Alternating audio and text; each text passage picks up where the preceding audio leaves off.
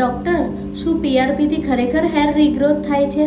Yes, પીઆરપીથી hair રીગ્રોથ કરી શકીએ છીએ, બટ પહેલાં એક વસ્તુ સમજવાની જરૂરત છે કે હેરફોલ થવું એક હેરનો પ્રોબ્લેમ નથી, સ્કેલ્પનો પ્રોબ્લેમ છે. હવે આપણે સ્કેલ્પ અને હેરને એક છોડ સાથે કમ્પેર કરીએ તો છોડને પ્રોપર ગ્રો થવા માટે ન્યુટ્રિશિયસ માટીની જરૂરત હોય છે. સેમ લાઇક ધીસ કે આપણા હેરને પ્રોપર ગ્રો થવા માટે ન્યુટ્રિશિયસ સ્કેલ્પની જરૂરત હોય છે. અગર સ્કેલ્પ જ વીક હશે તો હેર વીક જ થવાના છે.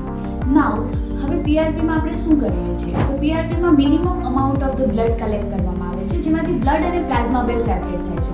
જે પ્લાઝમા હોય છે એમાં ન્યુટ્રિશિયસ વસ્તુ હોય છે, ગ્રોથ ફેક્ટર્સ હોય છે, જે આપણે એક્સટ્રેક્ટ કરીને સ્કેલ્પમાં ઇન્જેક્ટ કરીએ છીએ, જે ડોર્મન્ટ ફોલિકલ્સને એક્ટિવ કરવામાં મદદ કરે છે, સ્કેલ્પને સ્ટિમ્યુલેટ કરવામાં હેલ્પ કરે છે અને હેરની જે ડેન્સિટી છે, થિકનેસ છે, સ્ટ્રેન્થ છે, એ બધું ઇન્ક્રીઝ કરે છે. તો હા, પીઆરપી હેલ્પ કરે છે હેર રીગ્રોથ કરવા માટે, બટ એક કન્ડિશન છે કે એક્ટિવ ફોર્મમાં ફોલિકલ્સ હોવા જોઈએ તો જ પીઆરપી પ્રોપર વર્ક કરી શકશે. અગર ત્યાં રૂટ પ્રેઝન્ટ નથી તો પીઆરપીથી કોઈ ઇફેક્ટ નહીં મળે.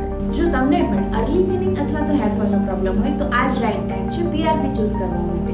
Consult a certified doctor for the hair fall problem and visit us at Advance Grow Hair and Glow Skin Clinic. Thank you.